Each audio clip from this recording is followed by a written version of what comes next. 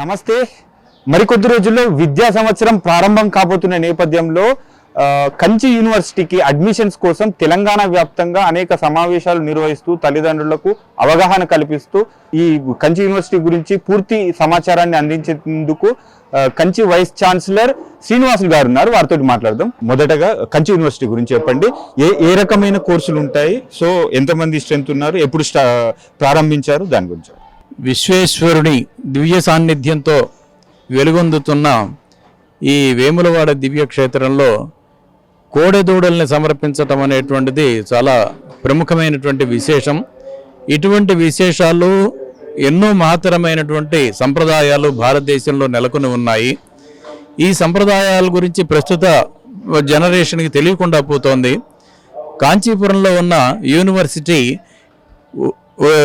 ఆధునిక విద్యలను బోధించడంతో పాటుగా భారతీయ సంప్రదాయాలని ఇటువంటి విశేషాలన్నింటినీ కూడా విద్యార్థులకు తెలియపరిచి భారతీయుడుగా వాళ్ళు గర్వించేటట్లు చేయటమే ఈ విశ్వవిద్యాలయం యొక్క ప్రధాన లక్ష్యం.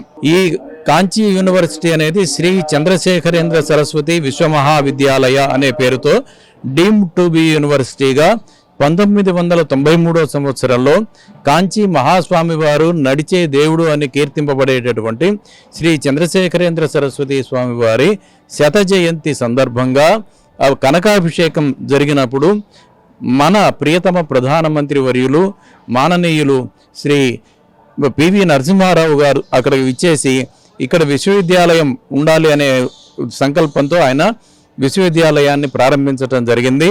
ఆ 93 సంవత్సరం నుంచి ఇప్పటి వరకు ఆ యూనివర్సిటీలో సుమారు 50 కోర్సుల పైగా నిర్వహిస్తున్నాము.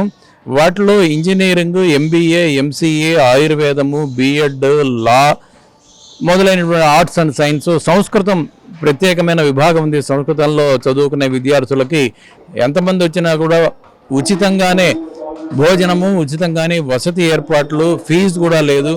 అటువంటి సౌకర్యం కూడా కల్పించి ఎంతో ఉన్నత ప్రమాణాలతో ఆ యూనివర్సిటీ జరుగుతోంది. NAC A గ్రేడ్ ఉన్నటువంటి విశ్వవిద్యాలయం అది.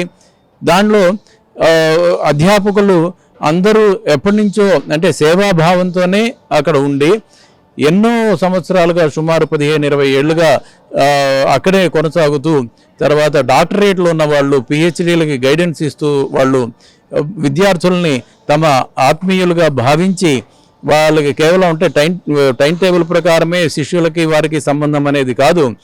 అక్కడ ఉన్నటువంటి అధ్యాపకులు ఆ యూనివర్సిటీతో సంబంధం విద్యార్థులకి జీవితాంతం ఉంటుంది. ఇది మన భారతీయ సంప్రదాయం. ఇది అంటే గురు శిష్య సంబంధం జీవితాంతం ఉండాలనేటువంటిది. అటువంటి సంబంధం అక్కడ ఉంటుంది. అక్కడ చదివేటువంటి విద్యార్థులు చెడుదారులకు పోయే అవకాశం ఏమాత్రం లేదు. అన్ని రాష్ట్రాల విద్యార్థులు మా యూనివర్సిటీలో చదువుతున్నారు. సుమారుగా 3,500 మంది అక్కడ ఉన్నారు. ఆడపిల్లలు, మగపిల్లలు ఇద్దరు ఉన్నారు అక్కడ. ఆంధ్ర, తెలంగాణ, తెలుగు విద్యార్థులు సుమారు 70% మంది ఉన్నారు. మిగిలిన వివిధ రాష్ట్రాల వాళ్ళు ఉన్నారు.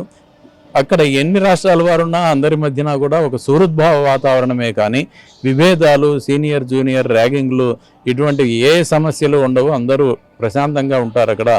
అలాగా ఎటువంటి మంచి విద్యాబుద్ధులతో ఆ యూనివర్సిటీలో చేరతారో ఆ విద్య పూర్తి అయ్యేటప్పటికి కూడా 4 ఏళ్ళు 5 ఏళ్ళు అయ్యేటప్పుడు కూడా వాళ్ళు అటువంటి సంస్కారాలతోనే బయటకు వస్తారు. కానీ ఎటువంటి వేరే మార్గాలకి పోయే అవకాశం ఏమాత్రం లేదు. ముఖ్యంగా ఆడపిల్లలకి చాలా సేఫ్ అయిన ప్లేస్ అని చెప్పి తల్లిదండ్రులందరూ కూడా భావిస్తున్నారు. అందరూ అలాగే జరుగుతోంది. 30 ఏళ్ళుగా ఎంతోమంది బ్యాచ్లు చాలామంది దేశ విదేశాల్లో ప్లేస్మెంట్, ఉత్తమమైన ప్లేస్మెంట్స్తో అక్కడ స్థిరపడిపోయిన వాళ్ళు ఉన్నారు. ప్రముఖ కంపెనీల్లో మన వాళ్ళు ఉన్నారు. ఉత్తమమైన ప్లేస్మెంట్స్ ఉన్నాయి. ఈ సంవత్సరమే మేనేజ్మెంట్ ఒక అమ్మాయికి 33 లక్షల ప్యాకేజీతో ఉద్యోగం కూడా వచ్చింది.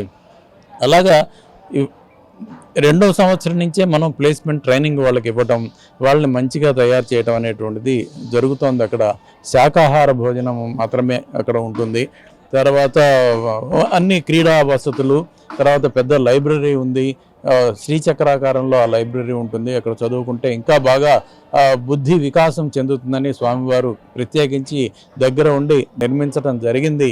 ఇలాగా అంటే మా యూనివర్సిటీలో ప్రవేశాలకి ఎటువంటి ఎంట్రన్స్ ఎగ్జామినేషన్ లేదు, డొనేషన్లు లేవు. కేవలం ఇంటర్మీడియట్లో ఉన్న మార్కుల్ని ఆధారంగా చేసుకునే ప్రవేశం.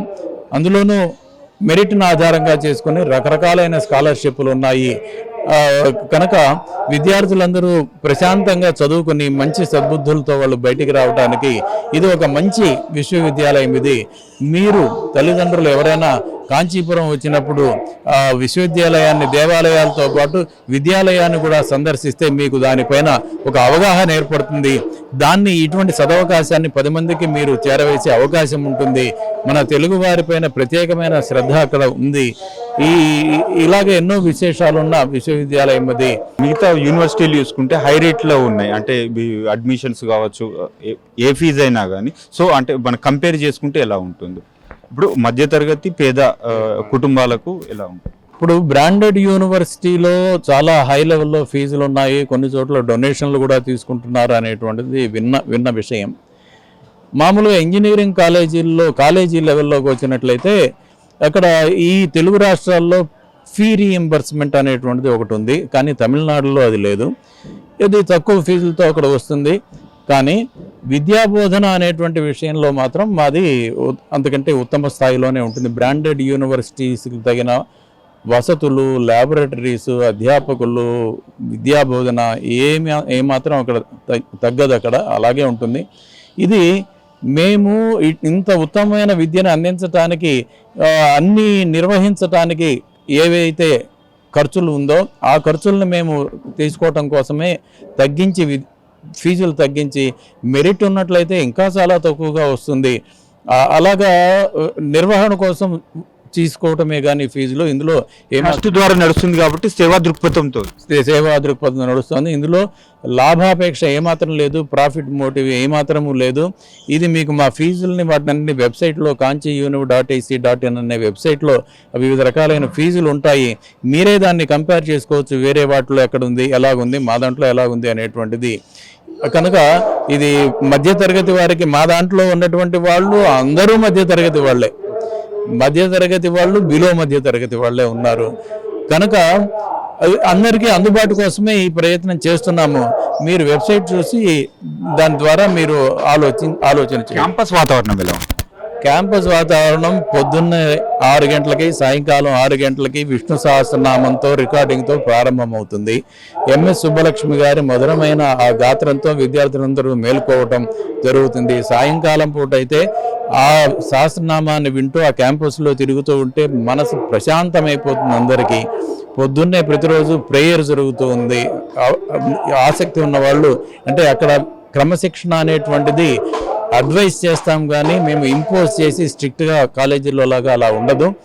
వాళ్ళని ఫ్రీగానే ఉండిస్తూ వాళ్ళకి అంటే డ్రెస్ కోడ్ కానీ, ఆహారం కానీ శాకాహార భోజనం మాత్రమే ఉంటుంది. ఆహారం కానీ, పండగలు, మన సంప్రదాయానికి సంబంధించినటువంటి అన్ని పండుగలు అక్కడ నిర్వహిస్తాము. అందులో విద్యార్థులు పాల్గొంటూ ఉంటారు.